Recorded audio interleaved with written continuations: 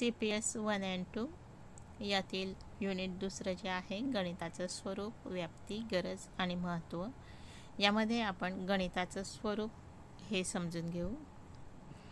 तर गणिताचं स्वरूप समजून घेत असताना आपल्याला गणिताचं सर्वात मोठं वेगळेपण लक्षात घ्यावं लागेल आणि ते म्हणजे गणित हे मानवनिर्मित शास्त्र आहे. इतर जी शास्त्र आहेत ती निसर्गनिर्मित शास्त्र आहेत. जसं गुरुत्वाकर्षणाचा शोध, तर गुरुत्वाकर्षण हे पृथ्वीवर अस्तित्वात होतंच, फक्त ते शोधून काढलं गेलं. तसं गणितामधले जे चिन्ह आहेत, जे प्रतीक आहेत, तर हे पूर्णपणे मानवनिर्मित आहे. जसं की शून्याचा शोध, शून्य हा कुठे उत्खननात सापडला नाही किंवा तो पृथ्वीवर अस्तित्वात नव्हता, तर तो एक मानवाने निर्माण केलेलं ते एक चिन्ह आहे, ते एक प्रतीक आहे. आणि म्हणून आपण असं म्हणू शकतो की गणित हे मानवनिर्मित शास्त्र आहे आणि ते इतकं गरजेचं आहे आणि सगळ्यात आवश्यक आहे की आपल्याला असं म्हणता येईल की मानवी मनाचा परमोच्च आविष्कार म्हणजे गणित. आणि गणिताची निर्मिती ही कशी झाली, तर मानवाच्या गरजेतून गणिताची निर्मिती झालेली आहे. अगदी आदिमानव जो होता, गुहेमध्ये राहत होता, तर जेव्हा मानव समूहाने राहू लागला, तर तेव्हा त्याला त्याचे विचार व्यक्त करण्यासाठी, त्याच्या भावना व्यक्त करण्यासाठी त्याला भाषेची गरज निर्माण झाली आणि मानवाने भाषेची निर्मिती केली. आणि जेव्हा व्यवहार आला, तेव्हा मानवाला गणिताची गरज निर्माण झाली. म्हणून आपल्याला असं म्हणता येईल की गणिताची निर्मिती ही मानवाच्या गरजेतून झालेली आहे. आणि आज गणित हा विषय अगदी मानवी जीवनाचा अविभाज्य घटक बनलेला आहे. प्रत्येक गोष्टीमध्ये गणित आहे, गणिताशिवाय व्यक्तीही राहू शकत नाही. तर गणिताचे स्वरूप पाहत असताना आपण हे काही महत्त्वाचे मुद्दे पाहिले, ते म्हणजे गणित हे मानवनिर्मित शास्त्र आहे आणि गणिताची जी निर्मिती झाली तर ती मानवाच्या गरजेतून निर्मिती झालेली आहे. जसं की मानवाने पशु पाळायला सुरुवात केली, मग ते पशु मोजण्याची गरज निर्माण झाली. मानवाने शेती करायला सुरुवात केली आणि मग ती शेती मोजण्याची गरज निर्माण झाली. तर अशा प्रकारे मानवाच्या गरजेतून गणिताची निर्मिती झालेली आहे. तर हे आपण गणिताच्या स्वरूपामध्ये पाहत आहोत. गणिताचं स्वरूप चांगल्या प्रकारे समजून घेण्यासाठी आपण काही व्याख्या विचारात घेऊ. तर न्यू इंग्लिश डिक्शनरीमध्ये जी व्याख्या दिलेली आहे ती अशी आहे की गणित हे काय आहे, तर गणित म्हणजे अमूर्त शास्त्र आहे. अमूर्त म्हणजे की जे मूर्त नाही, म्हणजे जे दिसू शकत नाही, असं शास्त्र म्हणजे गणित आहे, जे अवकाशीय संकल्पना आणि संख्या यामधील प्राथमिक संकल्पनांचा अवगामी पद्धतीने शोध घेते. अशी ही व्याख्या इंग्रजी डिक्शनरीमध्ये दिलेली आहे. दुसरी जी व्याख्या आहे ती आपण विचारात घेऊ, ती आहे लोके या शिक्षणतज्ज्ञांची आहे. तर लोके या शिक्षणतज्ज्ञाच्या मतानुसार मनाला तर्काधिष्ठित विचारांची सवय लावण्याचा एक मार्ग म्हणजे गणित आहे. तिसरी व्याख्या जी आहे ती आहे बेंजामिन यांची. तर त्यांच्या मते आवश्यक निष्कर्ष ज्या शास्त्रातून काढले जातात ते शास्त्र म्हणजे गणित आहे. त्यानंतर पास्कल या गणितज्ञांची व्याख्या आहे, गणितातील कारणमीमांसा अचूक केव्हा ठरू शकते, जेव्हा प्रत्येक संज्ञा ही व्याख्या आणि तत्व यांच्या स्वरूपात निश्चित केलेली असते. त्यानंतरची जी व्याख्या आहे तर ती आहे, गणित हे दुसरे तिसरे काही नसून एकाच वस्तूंना दिलेले नाव आहे. त्यानंतर हिल्बर्ट यांची व्याख्या आहे, गणित हे दुसरे तिसरे काही नसून काही सोपे नियम आणि अर्थशून्य खुणा यांच्या मदतीने खेळला जाणारा खेळ आहे. त्यानंतर रसेल आणि व्हाईटहेड यांची व्याख्या आहे, गणित म्हणजे तर्क. बर्ट्रांड रसेल यांची व्याख्या आहे, आपण कशाविषयी बोलतो हे ज्याला माहिती नसते आणि जे बोलत आहोत ते सत्य आहे किंवा नाही हेही माहिती नसते, असा विषय म्हणजे गणित. त्यानंतरची व्याख्या या प्रकारे करता येते, संख्या व अवकाश यांचे शास्त्र म्हणजे गणित आहे. त्यानंतरची व्याख्या, मापन, संख्या आणि मिती यांचे शास्त्र म्हणजे गणित. पुढची व्याख्या, गणित हे तर्काधिष्ठित विचार प्रक्रिया करणारे शास्त्र आहे. तर अशा प्रकारे आपल्याला गणिताच्या व्याख्या मांडता येतात. थोडक्यात म्हणजे की गणितामध्ये काय आहे, तर गणितामध्ये संख्या आहे, गणितामध्ये मापन आहे, अवकाशाचं शास्त्र आहे, मितीचं शास्त्र आहे आणि त्यानंतर काही नियम आहे आणि तर्क आहे. तर या प्रकारे वेगवेगळ्या बाबी लक्षात घेऊन आणि गणिताच्या वेगवेगळ्या व्याख्या वेगवेगळ्या गणितज्ञांनी तयार केलेल्या आहेत. तर गणिताचं स्वरूप आपण लक्षात घेत असताना माध्यमिक शाळेमध्ये जे गणित शिकवलं जातं, तर हे गणिताचं स्वरूप आपण लक्षात घेऊ. तर हे माध्यमिक शाळेत शिकवलं जाणारं गणित हे 3 शाखांमध्ये विभागलेलं असतं. ते म्हणजे बीजगणित, भूमिती आणि अंकगणित. तर अंकगणिताने सुरुवात होते. प्राथमिक शिक्षणामध्ये अंकगणित असतं. अंकगणित नावावरूनच आपल्याला कळतं की अंकगणित हे अंकांचं शास्त्र आहे. आणि गणित हा शब्द गणन या शब्दापासून आलेला आहे. म्हणजे गणित हे मोजण्याचं शास्त्र आहे. गणनामधून अंकगणिताची निर्मिती झाली आणि सुरुवातीला अंकगणितच होतं. अंकगणितामुळे अनेक व्यवहार करता येतात. उदाहरणार्थ नफा तोटा काढणे, व्याजाचा हिशोब करणे, खरेदी विक्री करणे, व्यवहार करणे. तर यामध्ये आजही आपण कोणताही व्यवहार जर पाहिला, सोनार, शिंपी, चांभार, गवंडी, सुतार, न्हावी, माळी, प्लंबर, इंजिनियर, पोलीस, प्रशासन, तर या सर्व व्यवहारांमध्ये काय आहे, तर गणित आहे. गणिताचा अंकगणिताचा आधार घेऊनच हे सर्व व्यवहार हे होत असतात. आणखी अंकगणितामध्ये जे अंक आहेत, तर शून्याच्या शोधामुळे संख्या दर्शवणं सोपं आणि सोयीचं झालं. त्यामुळे संख्यांच्या अंकाची स्थानिक किंमत ठरवता येऊ लागली. दशमान पद्धती ही अंकगणिताचाच एक भाग आहे. दशमान पद्धती तर जगाला मिळालेली एक देणगीच आहे की शून्यामुळे, दशमान पद्धतीमुळे लिखाण सोपं झालं. गणक, संगणक यामध्ये प्रामुख्याने आकडेमोड, बेरीज, वजाबाकी, गुणाकार, भागाकार या क्रिया केल्या जातात आणि हे सर्व म्हणजे अंकगणितच आहे. आणि दैनंदिन व्यवहार तर कोणताही करायचा असेल तर त्यामध्ये अंकगणित हे येतं. तर या प्रकारे आपण अंकगणिताचं स्वरूप सांगता येईल. त्यानंतर बीजगणित म्हणजे काय आहे, तर बीजगणित हे अक्षरांचं शास्त्र आहे. म्हणजे अंकगणितात जेव्हा संख्यांऐवजी अक्षरांचा वापर केला जातो तेव्हा त्याला बीजगणित म्हणतात. माहीत नसलेल्या गोष्टीबद्दल ज्यावेळेस आपण अक्षरांचा वापर करतो त्यावेळेस त्यामध्ये बीजगणित येते. अक्षराचा वापर केल्यामुळे अंकगणितातील क्लिष्टता कमी होते आणि आपण ते संक्षिप्त रूपामध्ये मांडू शकतो. म्हणून आपण असं म्हणू शकतो की बीजगणित हे काय आहे, तर बीजगणित हे अंकगणिताची एक लघुलिपी आहे. अक्षराचा वापर केल्यामुळे अंकगणिताचे रूपांतर सामान्य गणितामध्ये होते आणि यालाच आपण बीजगणित असं म्हणतो. तर या प्रकारे आपल्याला बीजगणित म्हणजे काय हे सांगता येतं की यामध्ये जे माहीत नाही, तर असं माहीत नसलेल्या गोष्टींबद्दल कोणता तरी अक्षर मानायचं असतं, ABCXYZ. आणि म्हणून आपण असं म्हणू शकतो की अंकगणिताचं सामान्यीकरण म्हणजे बीजगणित आहे. त्यानंतर पुढची जी शाखा आहे तर ती म्हणजे भूमिती. तर भू म्हणजे जमीन आणि मिती म्हणजे मोजमाप असा त्याचा अर्थ आहे. म्हणजे की जमिनीचं मोजमाप.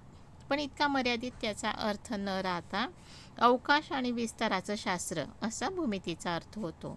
भूमितीमध्ये वस्तूची स्थिती, आकार याविषयीचा अभ्यास होतो. तसंच वस्तुनिष्ठ तर्क, व्याख्या, स्वयंसिद्ध असलेले गुणधर्म, गृहीतक तर इत्यादी त्यामध्ये असतं आणि हे सर्व मिळून आणि भूमिती ही तयार होत असते. आणि या व्यतिरिक्त संख्याशास्त्र, नवगणित, टोपोलॉजी, ॲक्च्युअल सायन्स इत्यादी ही गणिताच्या शाखा आहेत. तर माध्यमिक शाळेमधलं स्वरूप हे आपण पाहिले की 3 प्रमुख गोष्टी असतात, तर ते म्हणजे अंकगणित, बीजगणित आणि भूमिती. तर या 3 शाखांमध्ये गणित हे विभागलेलं असतं. त्यानंतर गणिताचं स्वरूप आपण जेव्हा विचारामध्ये घेतो तर गणिताच्या वैशिष्ट्यांवरून सुद्धा आपल्याला गणिताचं स्वरूप हे मांडता येतं.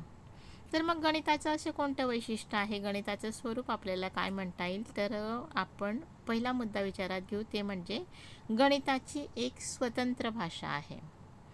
म्हणजे भाषेचा अर्थ तर आपल्याला माहिती आहे, पण गणिताची एक स्वतंत्र भाषा आहे आपण असं म्हणतो. मग काय आहे या स्वतंत्र भाषेमध्ये, तर गणिताच्या या स्वतंत्र भाषेमध्ये चिन्ह आहेत, प्रतीकं आहेत. मग ही का वापरली जातात, तर गणित हा विषय अमूर्त विषय आहे आणि मग हा अमूर्त विषय, हा काल्पनिक स्वरूपाचा विषय, याला जर काही मूर्त रूप आणायचं असेल तर काही चिन्हांचा, काही प्रतीकांचा वापर करावा लागतो आणि म्हणून गणिताच्या भाषेमध्ये चिन्ह आहेत, प्रतीक आहेत. मग फक्त चिन्ह आणि प्रतीकच आहे का, तर नाही, तर त्यामध्ये गणिती विचार पण आहे आणि हे सगळं चिन्ह, प्रतीक, गणित विचार, तर यामुळे गणिताची मांडणी ही व्यवस्थित करता येते, आटोपशीर करता येते. उदाहरणार्थ चिन्हांचा विचार जर आपण केला तर च्यापेक्षा लहान, च्यापेक्षा मोठे, समानता, बेरीज, वजाबाकी, गुणाकार, भागाकार, अंक, तर अशी चिन्ह वापरली जातात. तसंच लंब, समांतर, एकरूप, समरूप, त्रिकोण, चौकोन इत्यादी चिन्ह म्हणजे प्रतीकं वापरली जातात. आणि तसंच गणितामध्ये चिन्ह आहेत, प्रतीकं आहेत, तसंच काही मूळ संबोध आहेत, जसं समांतरता, संच, दरम्यानता, मूळ संख्या, फल, तर इत्यादी मूळ संबोध आहे. म्हणजे गणिताच्या भाषेमध्ये प्रामुख्याने आपण पाहतो आहे चिन्ह आहे, प्रतीक आहेत, मूळ संबोध आहेत आणि गणिती विचार आहेत आणि यामुळे गणिती भाषा ही सोपी बनते, सुटसुटीत बनते आणि गणिताच्या भाषेमुळे लांबलचक विधान आपल्याला अगदी अचूक आणि आटोपशीर मांडता येतं. गणिताचे निष्कर्ष अचूक आणि वाचनीय बनवण्यासाठी आपल्याला या चिन्हांचा वापर होतो आणि म्हणून आपल्याला गणिताचं स्वरूपमध्ये पहिला मुद्दा आपण घेतला, तो म्हणजे गणिताची एक स्वतंत्र भाषा आहे. गणिताच्या स्वतंत्र भाषेमध्ये चिन्ह आहे, प्रतीक आहे, मूळ संबोध आहे आणि गणिती विचार आहेत. त्यानंतरचा पुढचा आपण स्वरूपाचा मुद्दा विचारात घेऊ, तो म्हणजे गणित एक विचार प्रक्रियेचा मार्ग आहे. तर गणितामुळे काय होतं, तर वेगवेगळ्या मानसिक क्षमतांचा विकास होतो. उदाहरणार्थ विचार, अमूर्त विचार, विमर्शी विचार, तर्क, विश्लेषण, अनुमान, तर हे सर्व आपल्याला गणितामध्ये करावं लागतं आणि त्यामुळे गणितामध्ये हा तर्कशुद्ध संबंध जोडण्याची क्षमता निर्माण होते, विकसित होते. गणितातलं कोणतंही उदाहरण जर सोडवायचं असेल तर त्यासाठी विचार करावा लागतो, तर्क करावा लागतो, अनुमान करावं लागतं, पृथक्करण करावं लागतं, विश्लेषण करावं लागतं. कोणतंही सूत्र, कोणतीही संकल्पना जर आपण विचारामध्ये घेतली तर त्यामध्ये कोणत्या संकल्पनांचा विचार केलेला आहे, कोणत्या संकल्पना येतात, कोणते नियम, तत्व, सूत्र, उदाहरण, तर हा सर्व विचार करावा लागतो आणि हा जो अमूर्त स्वरूपाचा विचार आहे तर हा विचार प्रामुख्याने केला जातो, तो म्हणजे उद्गामी विचार, अवगामी विचार, पृथक्करणात्मक विचार आणि संश्लेषणात्मक विचार.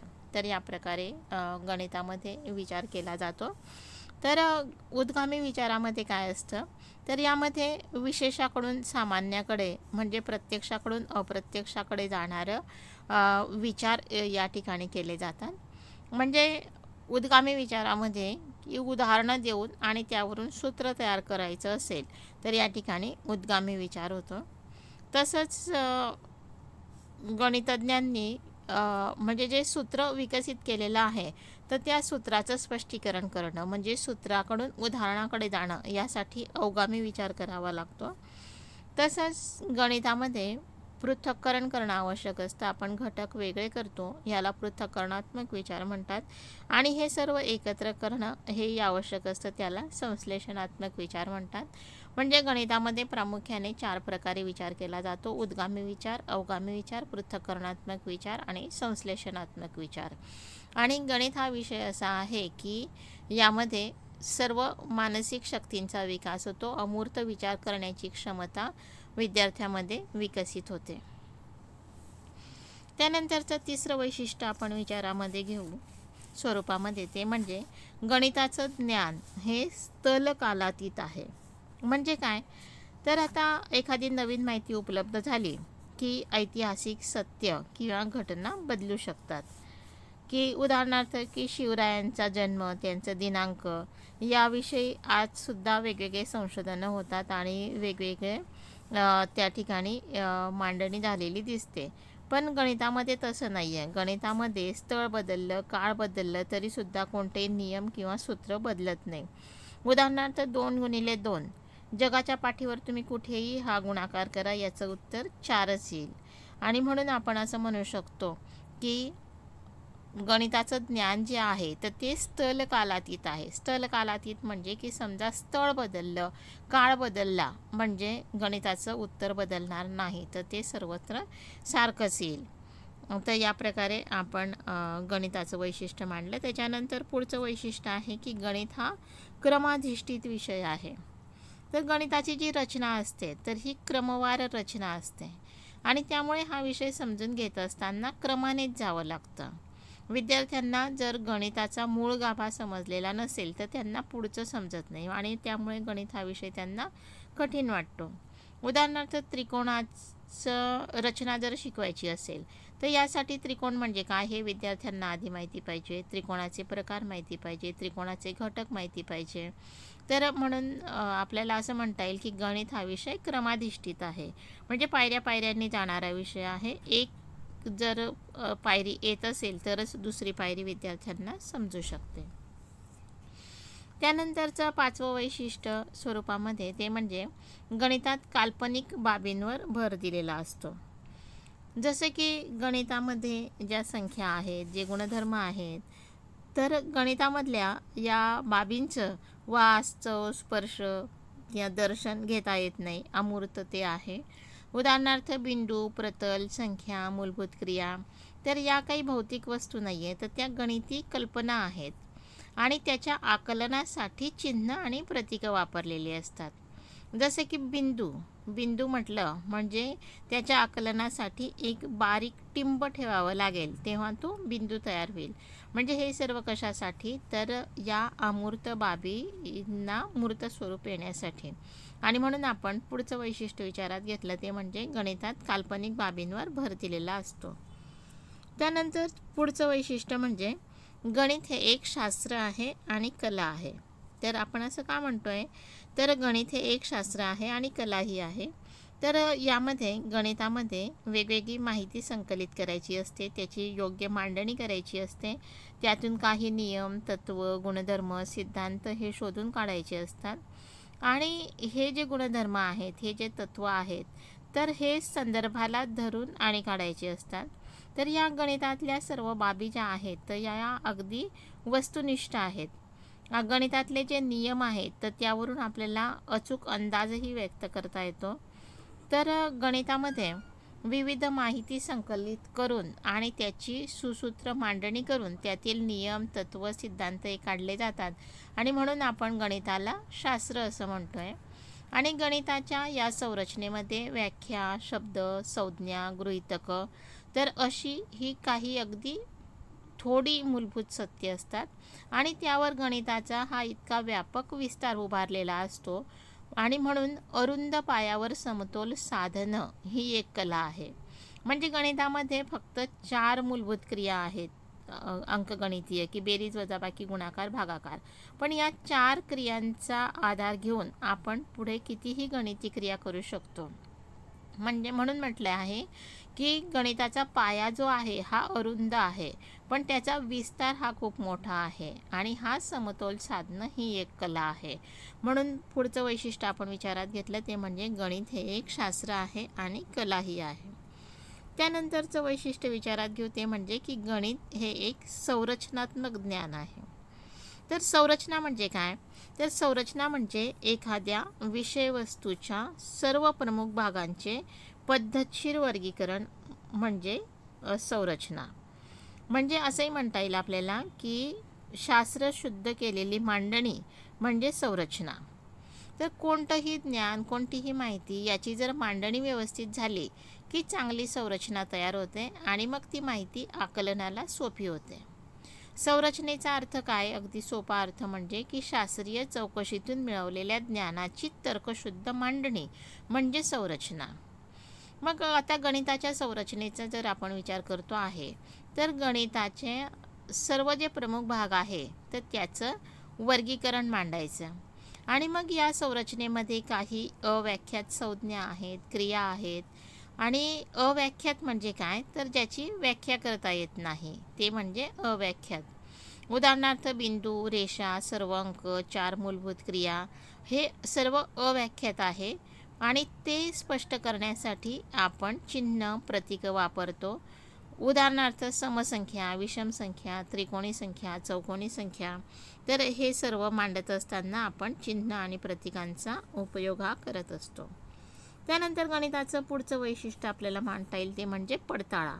पडताळा ही पद्धती अशी आहे की ही फक्त गणितामध्ये आहे, इतर कोणत्याही विषयामध्ये अशी व्यवस्था नाही. आणि आपण जे गणित सोडवलेलं आहे ते बरोबर आहे की चूक हे निश्चितपणे आपल्याला पडताळ्यामुळे सांगता येतं. त्यानंतरचं नवं वैशिष्ट्य म्हणजे गणितीय दृष्टिकोन. तर गणितीय दृष्टिकोन असणारी जी व्यक्ती असते तर ही समाजात वावरताना तिच्या वर्तनातून काही विशेष बाबी निदर्शनास येतात. उदाहरणार्थ व्यवहारातील घटनांचे बारकाईने निरीक्षण करणे, एखाद्या घटनेविषयी पूर्ण माहिती घेऊन बरोबर निष्कर्ष काढणे, एखादी गोष्ट स्वीकारताना चिकित्सकपणे विचार करणे, निसर्गातील निरनिराळ्या गोष्टींच्या आकारातील सौंदर्याचा आस्वाद घेणे. एखाद्या विद्यार्थ्यास गणिताच्या मांडणीत रस असतो परंतु आकडेमोडीत कंटाळा असतो आणि व्यवहारात मात्र अतिशय वेगाने व अचूकतेने आकडेमोड करतो. तर हा दृष्टिकोन गणितामुळे विकसित होतो. विविध कलाकृतीमधील सौंदर्य, त्यातील भौमितिक आकार म्हणजे एकरूप, समरूप, समांतर, विशिष्ट साधलेला कोन यासारख्या गोष्टी शोधण्यावर भर असतो. तर्कानुमान शक्ती, एकाग्रता, विधायक कल्पकता, अचूकता इत्यादी गुण असलेली व्यक्ती समाजामध्ये जीवन जगण्यास समर्थ ठरते. अशा गुणांची जोपासना विविध आकडेमोड करून, विविध प्रकारच्या आकृत्या रेखाटून, उदाहरणे सोडवून विकसित होत असतात. तर गणितामध्ये या बाबींवर भर दिलेला असतो. तर हे सर्व वैशिष्ट्ये म्हणजे ही गणिताचं स्वरूप आहे. तर या प्रकारे आपण गणिताचं स्वरूप हे अभ्यासलं.